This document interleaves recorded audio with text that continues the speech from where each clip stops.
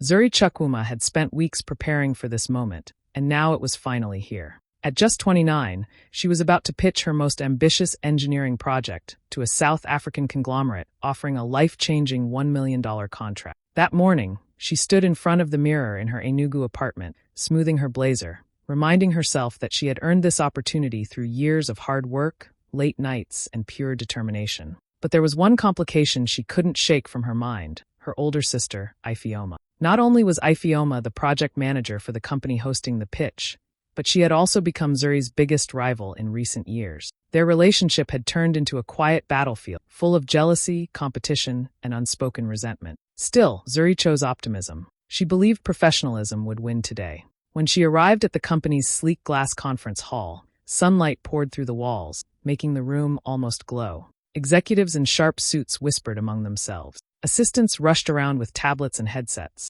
Everything looked perfect, organized, intimidating. But Zuri walked in with confidence, clutching her tablet and reminding herself of one truth: she knew her innovation better than anyone alive. Ifeoma stood near the front, smiling, a little too sweetly. Zuri didn't think much of it. She assumed her sister would at least keep things civil in such a professional setting. What Zuri didn't know was that Ifeoma had already made up her mind. Today wasn't just another pitch. Today she wanted to destroy Zuri's credibility once and for all. As Zuri took her seat, breathing deeply, she had no idea how close she was to walking into the biggest betrayal of her life. Just a few minutes before Zuri's presentation, the atmosphere in the conference hall shifted. People were settling into their seats, adjusting their ties, checking their tablets, and preparing to evaluate one of the most important pitches of the year. Zuri stood near the side of the room, reviewing her notes one last time. Her heart beat fast, but she was steady. She knew she was ready. Then Ifeoma walked toward the technical booth with the confidence of someone who believed she owned the whole building. Zuri didn't think anything of it until she noticed the technician looking confused as Ifeoma leaned over the laptop controlling the presentation slide. Within seconds, Ifeoma's fingers were flying across the keyboard. She switched out Zuri's carefully prepared slides and replaced them with incomplete drafts. She removed animations Zuri had spent hours perfecting. And worst of all, she deleted the prototype demonstration file that Zuri needed to prove her concept worked. Zuri didn't see everything, but she caught enough to know something wasn't right. She stepped forward, but before she could get close, Ifeoma turned around with a bright, fake smile. "Oh, Zuri," she said loudly, loud enough for the investors to hear. "I hope you actually prepared this time. We wouldn't want a repeat of last year, would we?" Several investors looked up sharply. One man whispered to another, and they exchanged a doubtful glance. Another woman crossed her arms like she was already disappointed. Zuri felt the heat rise in her cheeks, not from shame but from anger. She had prepared for months. She had practically lived inside this project, and Ifeoma knew that. Ifeoma kept going, lowering her voice just enough to sound concerned, but loud enough for people nearby to catch every word. "You really should learn to be more organized. Investors can't take you seriously if you keep coming unprepared." Zuri clenched her hands but forced a calm smile. She understood exactly what was happening. Ifeoma was trying to plant seeds of doubt before the pitch even started. It was a strategic attack, a psychological hit. Ifeoma wanted her to panic, to break, to look incompetent before she ever opened her mouth. But Zuri refused to give her the satisfaction. Instead, she took a deep breath and stepped forward. "Thank you for your concern, Ifeoma," she said gently, her voice smooth and steady. "But I'm fully prepared." As always, the investors looked at her again, this time with curiosity. Zuri's calmness surprised them. She didn't look shaken, not even a little. Inside, though, she was racing. She didn't know exactly what Ifeoma had changed or deleted. She didn't know how much damage had been done. All she knew was that she had only minutes to figure things out, or face humiliation in front of some of the most powerful business minds in Africa. But Zuri straightened her shoulders. Let Ifeoma play dirty. Let her try to sabotage everything. Zuri was determined. She wouldn't break, she wouldn't snap, and she definitely wouldn't give up. If Ifeoma wanted a war, she had just started one. When Zuri finally stepped to the front of the conference hall, the air felt heavier than before. Dozens of eyes were on her, waiting to judge her every word. Her palms were slightly sweaty, her heart tapping against her ribs, but she still managed a calm smile. She clicked to begin her presentation, praying the sabotaged slides would at least make sense. The first slide appeared, messy, incomplete, not at all what she had prepared. A few investors raised their eyebrows. Zuri swallowed hard and took a steadying breath, ready to explain the concept verbally if she had to. But before she could get through her first sentence, a sharp laugh cut through the room. It came from Ifeoma. "Oh, Zuri, is this really your opening?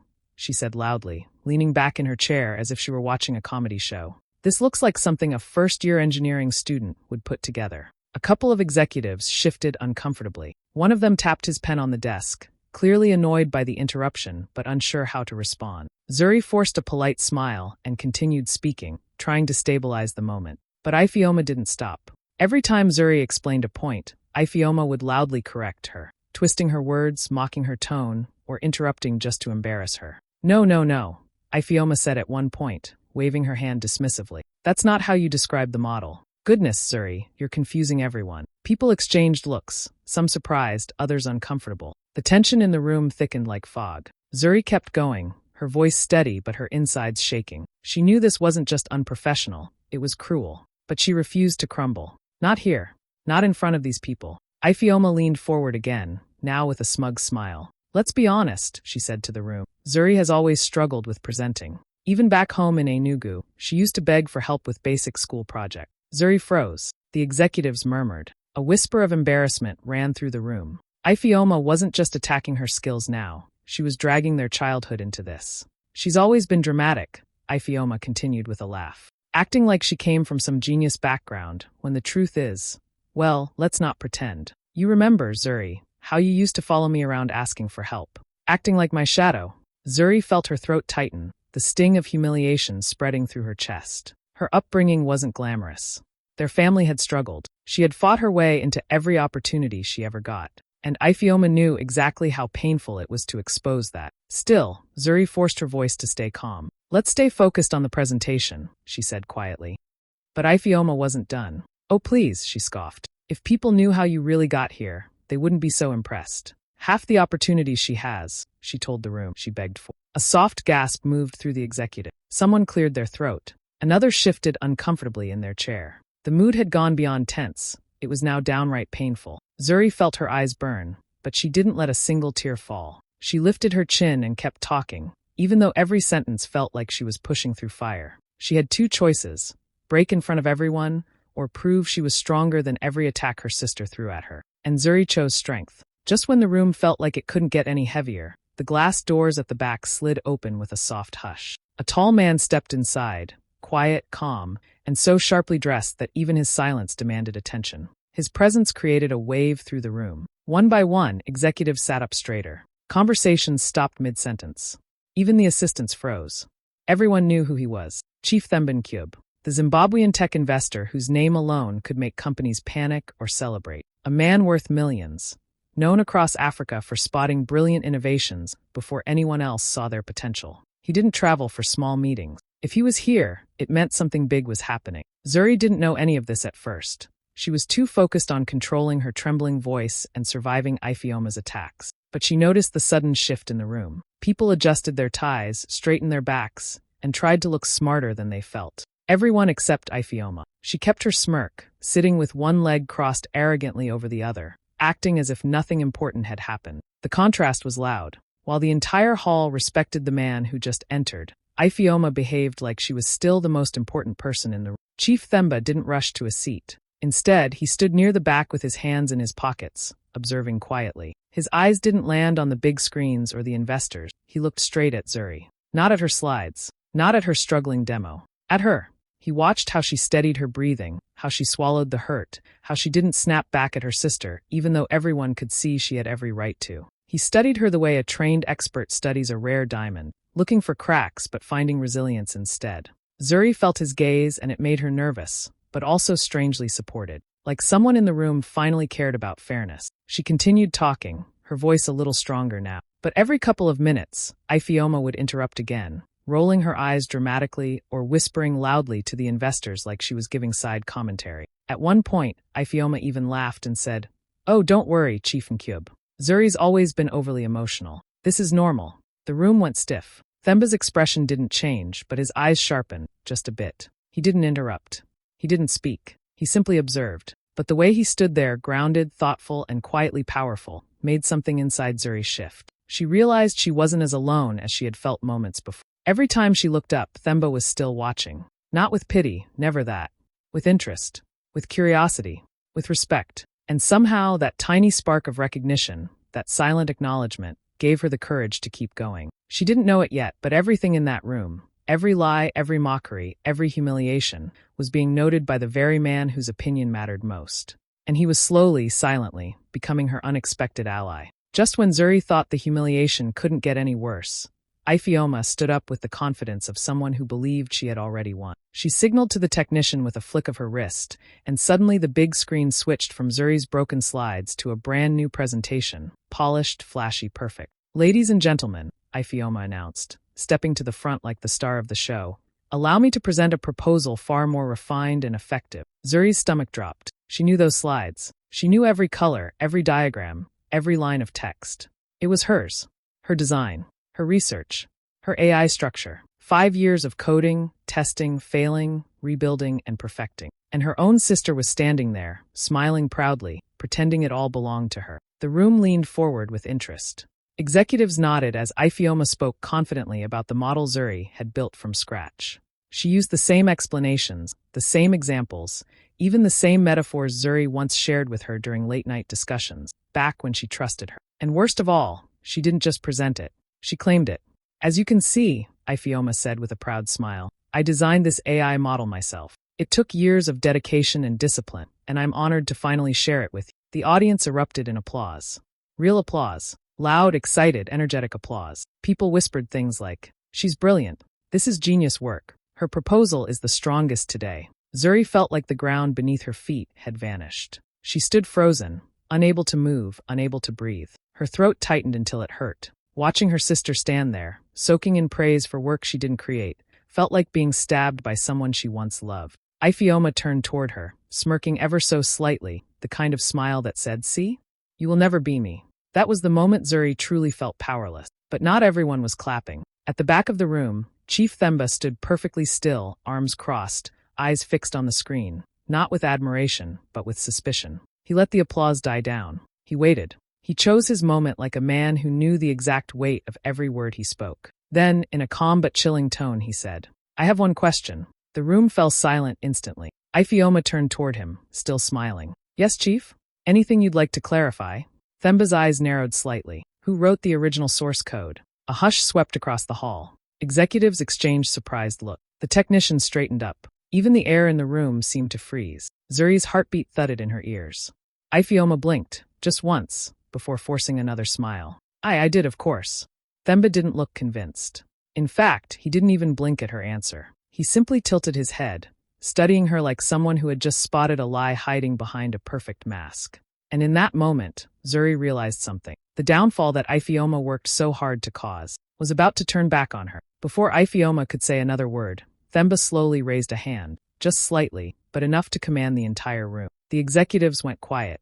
Even the air conditioning seemed to hush itself. He pulled out a sleek black tablet and tapped the screen with calm confidence. "Before we continue," he said, his voice low but powerful, "I think the room deserves to see something." The giant high-definition screen behind Ifeoma flickered for a second. Then it changed to a completely different display, a GitHub repository timeline. Rows and rows of code entries, 5 years worth. Every update, every version, every timestamp, all under one username, Zuri Chakuma.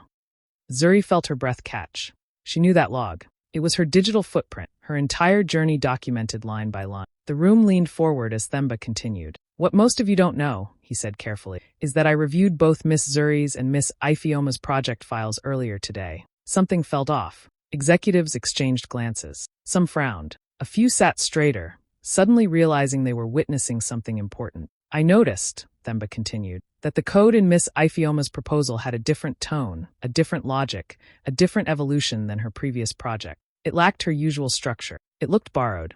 Ifeoma's smile disappeared. Themba tapped the screen again, and it split into 2 panels. On the left, Zuri's original code history, color-coded, detailed, showing years of growth and complexity. On the right, Ifeoma's submission, uploaded just 2 days ago, with no development history, no gradual updates, no previous version. Just one sudden, complete upload. The executives murmured in shock. A few shook their heads.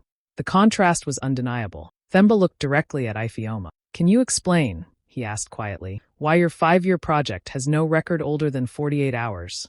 Ifeoma opened her mouth, but no sound came out. Her face paled. She glanced around desperately, looking for support, but every pair of eyes in the room was now judging her. Themba didn't stop. He zoomed in on another detail. A comment in the code. // fix this later before presentation, Zuri. Gasps spread across the room. A few people actually covered their mouths. He zoomed again. Another comment. // prototype test for Zuri's version 3.1. There was no escape now. Ladies and gentlemen, Themba said smoothly, what you're seeing is proof that Miss Ifeoma has stolen, reused, and repackaged her sister's work. Not just today. She has done this before. Her past proposals contain code structures identical to Zuri's earlier version. Executives stared. Some whispered. Others looked outright disgusted. Then, as if to finish the blow, Themba played a short video, a screen recording showing Ifeoma downloading Zuri's files at 2:13 a.m. The hall went completely silent. Ifeoma shook her head violently. This is twisted. She must have hacked my account. She planted this. No one believed her. Not one single person. Zuri stood frozen, tears stinging her eyes, not from sadness, but from shock and validation she never expected to receive so publicly. Themba looked at her, then at the room, and said calmly, the truth is not always loud, but when it arrives, it is undeniable. And in that moment, Ifeoma's entire web of lies collapsed in front of everyone. The moment the evidence hit the screen, Ifeoma's confident composure shattered like glass. Her face went pale, her smirk replaced with a nervous twitch. She opened her mouth, trying to explain, but no words made sense. First, she blamed the software. Then she blamed the system. Then she even pointed at Zuri. This is your fault, she shouted, her voice rising. You must have. I don't know. This is all because of you. She flailed her arms, looking around desperately, trying to find someone, anyone, to side with her. I've been under so much stress. You wouldn't understand. It's not me. It's everything around me. The room grew tense.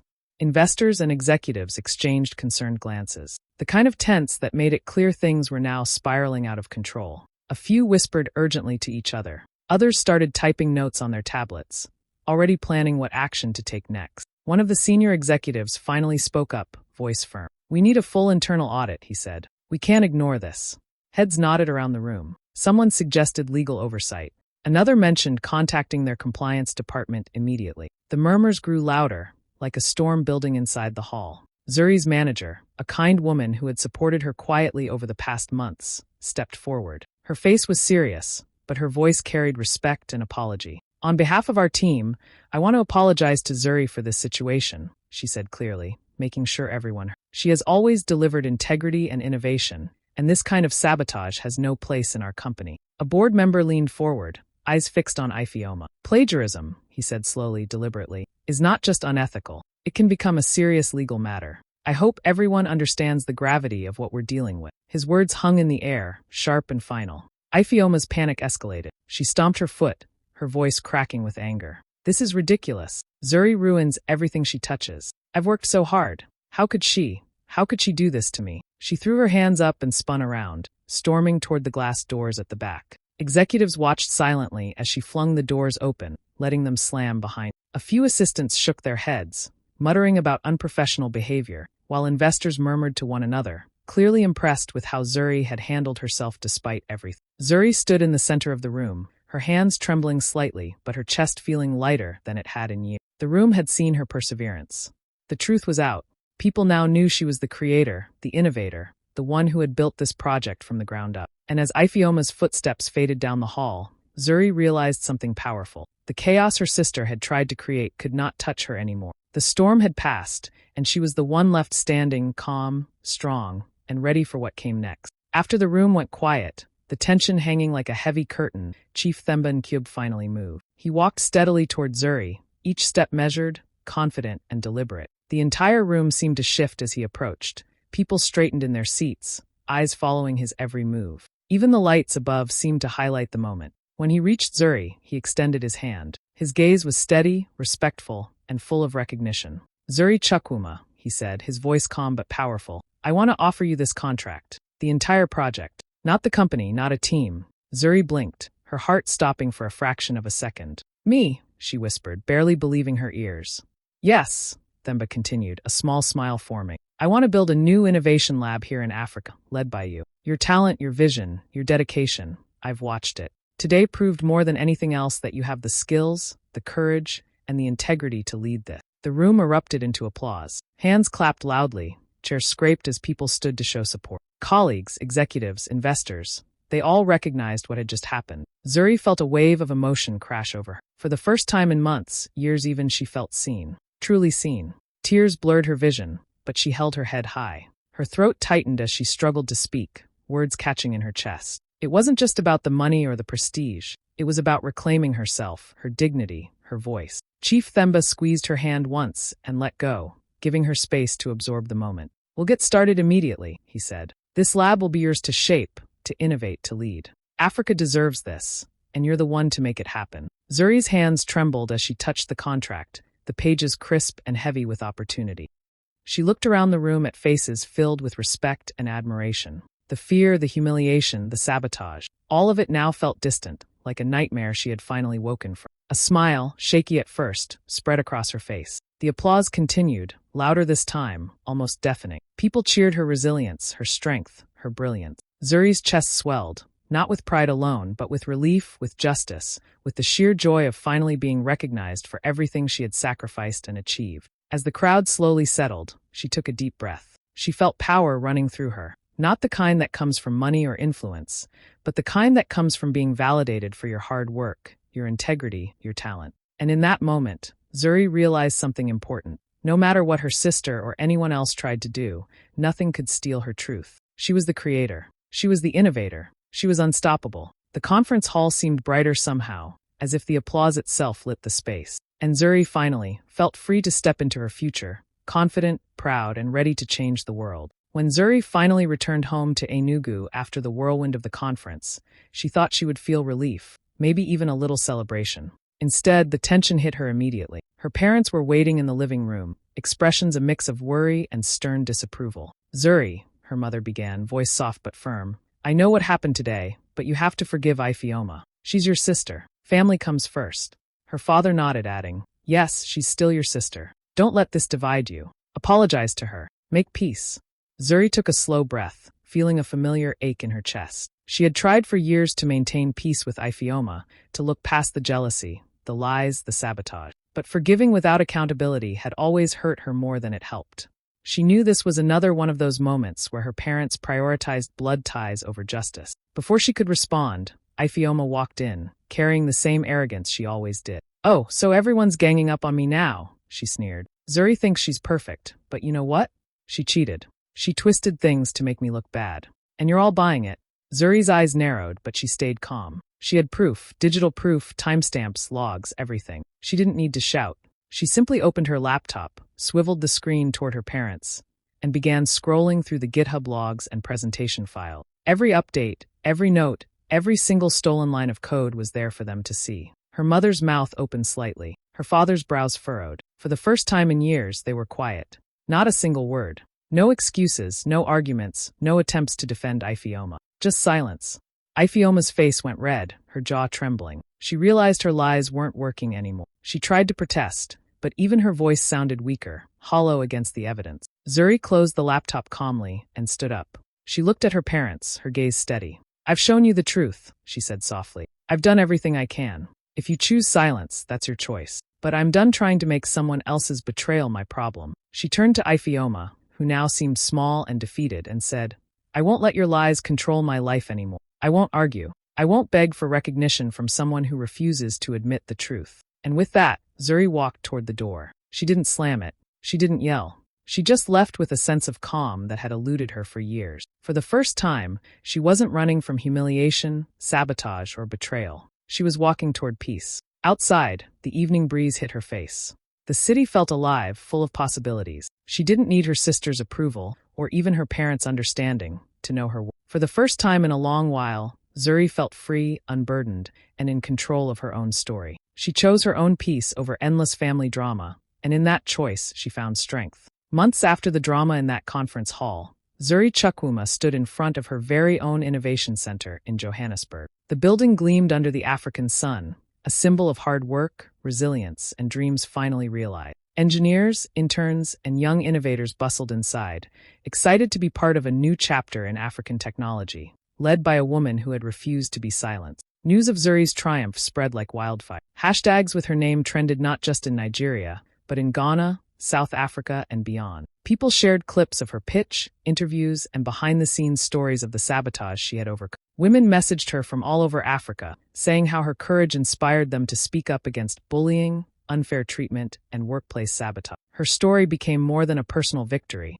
it became a movement. Investors reached out from every corner, praising her vision, determination, and integrity. They admired not just her brilliance, but her composure in the face of betrayal. Every meeting, every handshake reminded Zuri of how far she had come, from being undermined by her own sister to leading a team full of talent and hope. At the launch event, Zuri stood on the stage, looking out at the crowd of young engineers and supporters. Her voice was steady, full of conviction as she spoke her truth. "If you don't own your voice," she said, pausing to let the words sink in, "someone else will own your future." The room erupted in applause, cheers echoing through the hall. Cameras flashed. Her story was being recorded, shared, and celebrated across social media. Zuri smiled, feeling the weight of the past lift from her shoulders. She was no longer just a survivor of sabotage. She was a leader, a role model, a force to be reckoned with. She stepped forward into her new life, powerful, respected, and unstoppable, ready to change not only her world but the world for everyone who believed in courage, integrity, and speaking their truth.